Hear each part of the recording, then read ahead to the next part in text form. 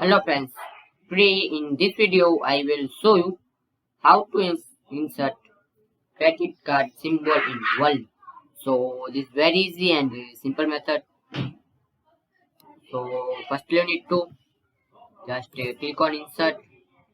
Now this last option symbol. So click on it. Now more symbols. Now in this screen just font select this one.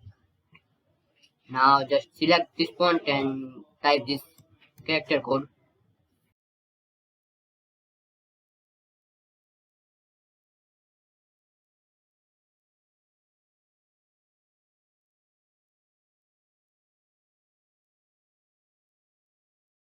This one 1F4B3.